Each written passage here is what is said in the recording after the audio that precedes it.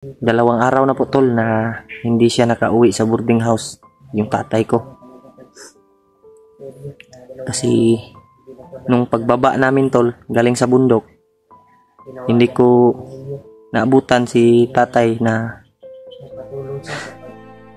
sa boarding house dahil pagdating ko doon, sabi ng mama ko na umalis daw, pumunta daw sa bahay. Gusto daw niyang tingnan yung mga alaga, mga hayop, kung okay pa ba. Kaya hanggang sa ngayon tol, 2 araw na po, hindi pa siya nakauwi. Kaya nag-aalala tayo tol dahil sa nangyari tol.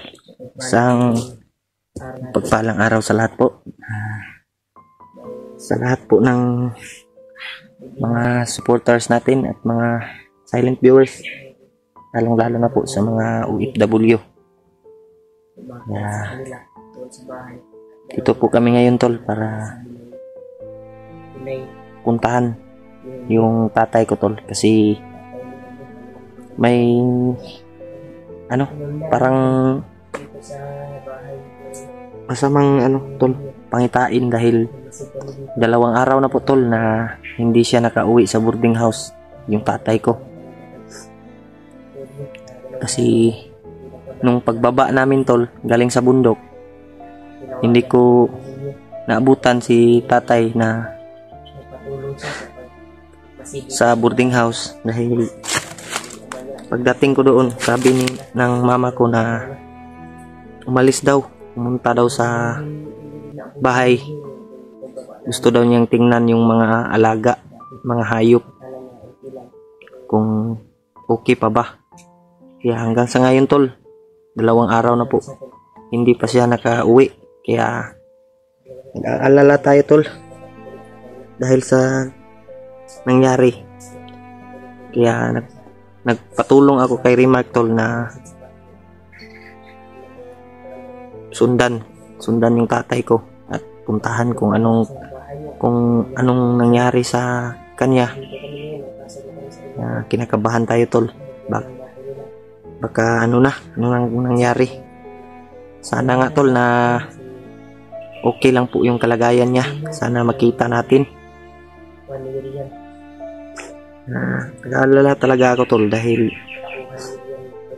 2 araw na siyang nawala tol. Pero kung nandun lang ako, naabutan ko doon pagbaba namin, hindi sana yun makatuloy dahil alam niya naman na delikado yung area namin, delikado pa yung bahay namin. Sana nga tol na walang masamang mangyari sa tatay ko.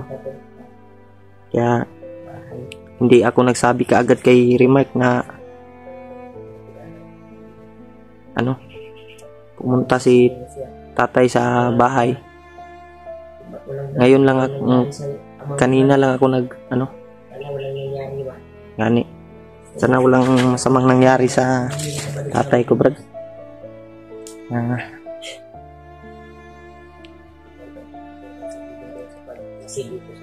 Dito po si Dudong, sumama talaga sa amin. Namimilit na sumama. Sinabihan namin na huwag ka nang sasama dong.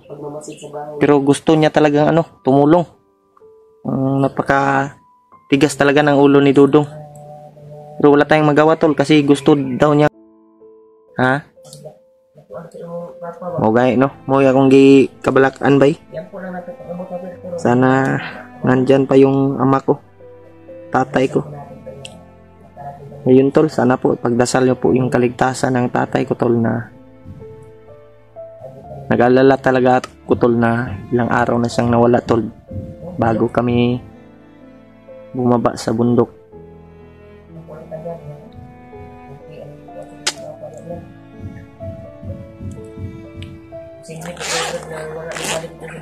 Mo gani posible kayo nga wala siya kauli ba? May kung kabalakan bay. Adto-adto mo siya sa diha sa balay gud. Malapit na po tayo sa bahay tol. Sana nga walang masamang mangyari tol. Mag-alala talaga ako tol na ano ng kalagayan niya ngayon. Dahil 2 araw na po tol.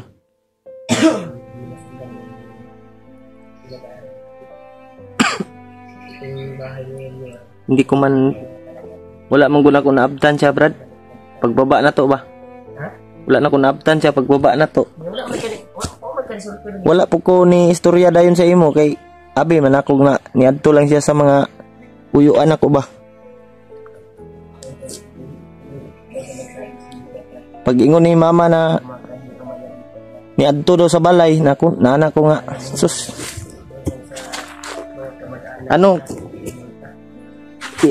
Pinigilan pa yun ni mama Brad na hindi daw tanong mo mga kamag-anak mo muna pupunta sa bahay. hindi na pumunta yung tatay niya doon. Yun lang yun tol, na namimilit din talaga yung tatay ko na puntahan daw yung mga alaga niya. Baka daw ano nang mangyari. Ngayon tol, hanggang ngayon hindi pa nakauwi. Sana nga tol na walang masamang mangyari. Tuloy tayo Brad. Ya tol. Dong, ayaw pabuyag kayo dong ha. Kay gusto biya gud nimo nga mukuyog ka. Ay palabi kayo sa imong kuan. Sige tol, patuloy ka ngayon tol. Sana nandyan yung papa ko tol. Anong masamang nangyari. Yan ano ko tol. Iniisip ko dahil baka na-disgrasya na. Yun lang yung inaalala ko tol.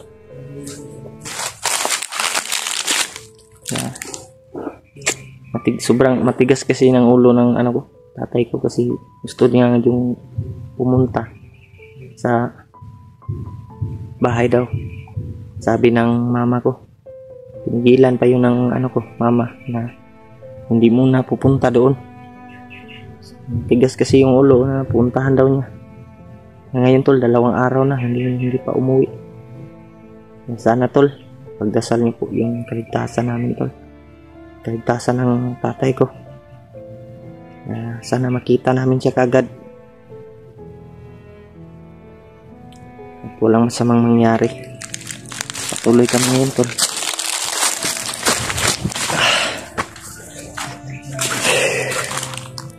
Nakabahan talaga ako tol sa pangyayari. Baka ano nang nangyari yun. Kasi di natin alam sa bahay namin may umaaligid pa na mga bandido. Dong, lingkod lang dong. Hapa lang dia. Nagpanday ba sa mga tatay na ulo? Ha? Nagpanday ba? Gani no.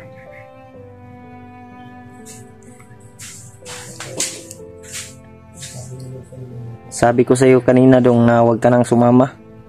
Namimilit ka kasi na sumama. Pinagbigyan lang natin tol dahil gusto niya daw sumama. Baka daw ano nang nangyari ng tatay ko. Makatulong daw siya. Sana nga tol na walang masamang mangyari. Tuloy tayo tol.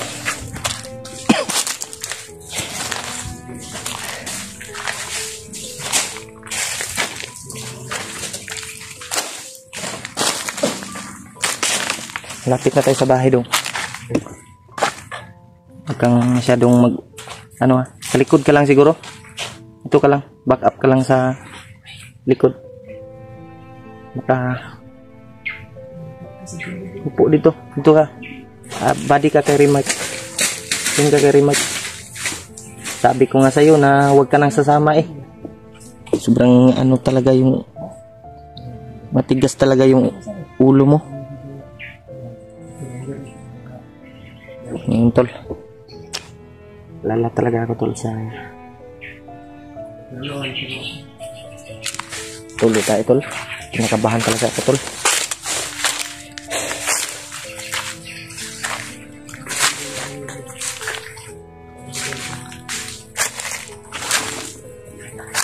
Pak, bada pak.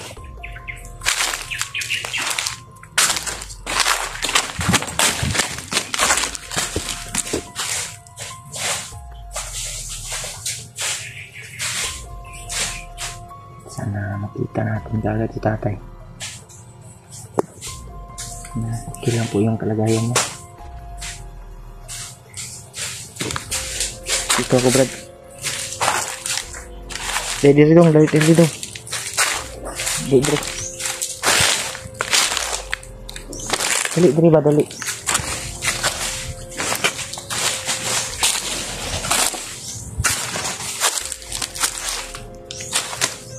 Brad, patay. Ha?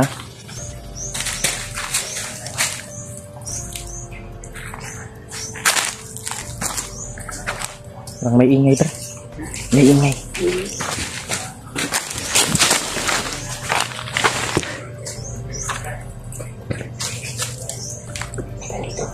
Dito, Brad. Diba, anak, diba? Betul.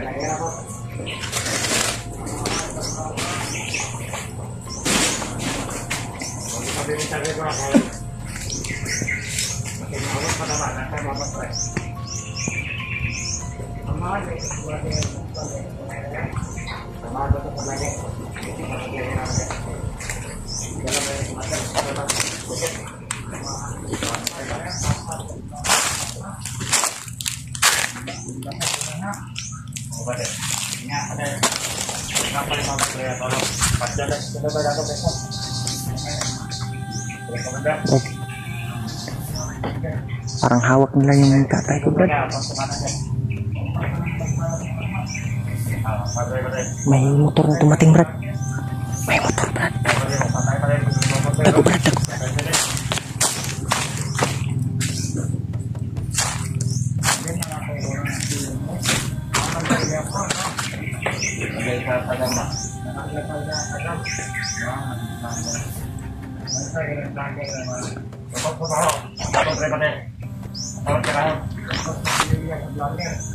Hawak nila yung tatay ko, tol. Hawak nila yung tatay ko.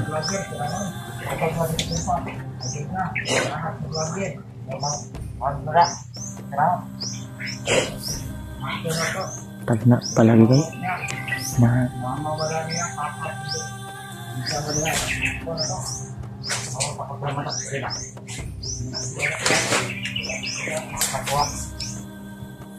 tol. Tatulong ko isipin na hawak nila yung tatay ko, tol.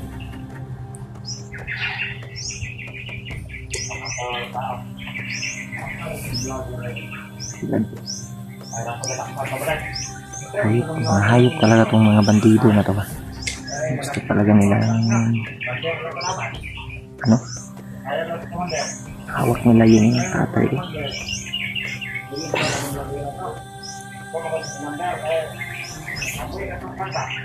Sinabihan ko na hindi na pupunta doon dito sa bahay kaya tigas kasi yung ulo ko. Kaya ngayon biyak na siya ng mga bandido.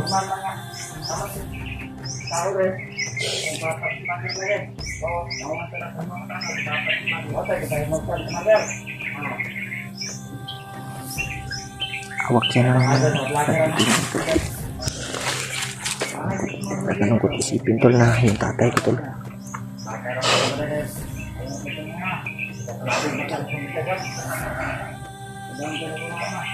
Tumuha na lang yung nangyari nila. Kaya totoo pala yung kinakabahan ako na totoo yung nasa isip ko, tol, na bihag.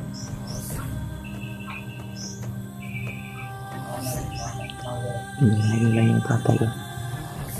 Talaga kung maman dito na lang. Tikman niyo yung at ay mo kupian sa brada.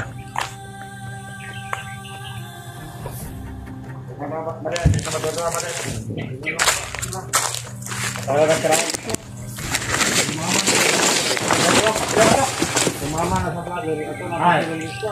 Matay ka balik maler. Wato na mo sa pa ba patlog. Wala ka ulo. Ay, terus mana pa? Pero fix na dito lang tirahan na. Hello, patlog ka para sa bas. Tirahan na to, ito. Pagkailangan na. Okay. Lagay mga kaya na.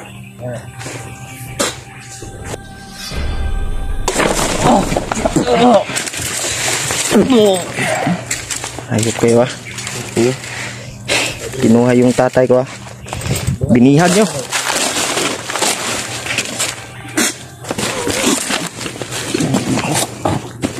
Man mo yung orasyon ko.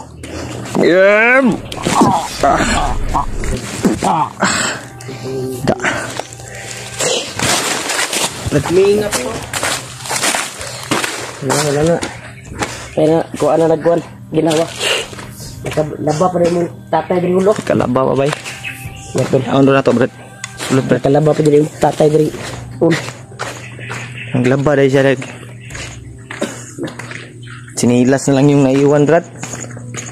Ito yung sinilas niya Brad oh.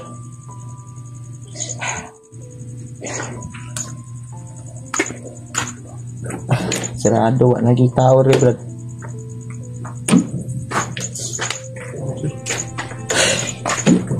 Sana saan kaya banda yung dinala Brad?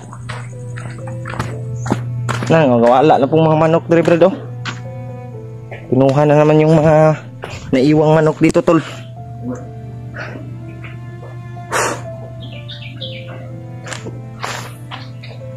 Wala dito dito bay. Kinuha nila talaga yung tatay ko Brad. Pada yang bike dari ko yo. Ha? Yung bike. Bike yung papa ulo? Gani. Nagbike ramong gutugod. Layo-layo biya dari ano nagbike ra siya. Yung ingon lagi. Na ko palagi na naging ano yung naging totoo yung nasa isip ko bay.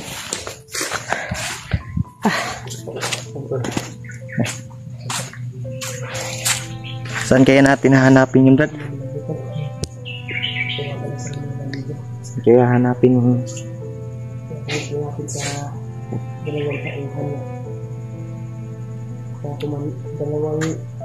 sino kayang commander na nagdala no? Nakakuha sa tatay mo.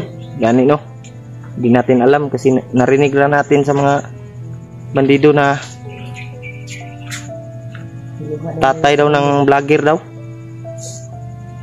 Yun lang inaalala ko tol na kung saan siya dinala ngayon.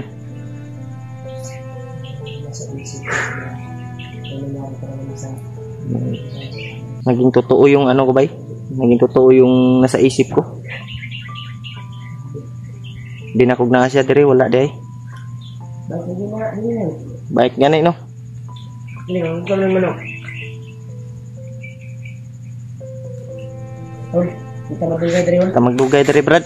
Dito ra kita mag-istorya sa balay. Saan yung balay ba? Dito ta magkuan ba sabot-sabot. Say kuan nato ang atong nadunggan mong sa ilahagod. Yung tatay daw. Didala sa bukid. Dinala sa bukid. Kitsaw kaya nagdala Brad no? Sino kaya yung nagdala? Sino commander yung nagdala? Wala mo siya naingog. Kinsa nga commander god? Commander mo sinasabi nila to yung daw yung nagdala. Inaalala ko tol na Sa sigurado yun. matanda.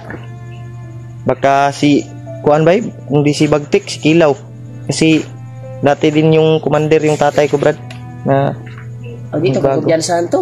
Commander mo timo. Magaling din yun. May ano din yun. May nalalaman kaya siguro Yung tauhan ray ko na to. Kaya to niya. tauhan oh. Pero duda yung bay commander yung nagkuha to dire. Commander di mo to basta Brad, di ta magdugay dire Brad. Basido. Makuan ta dire Brad. Tara. Dito sa balay magkuan guro. Upkam tani. Ukam tani. Ukam na to eh. Dito sa balay magkuan. Ito ta sa inyong balay.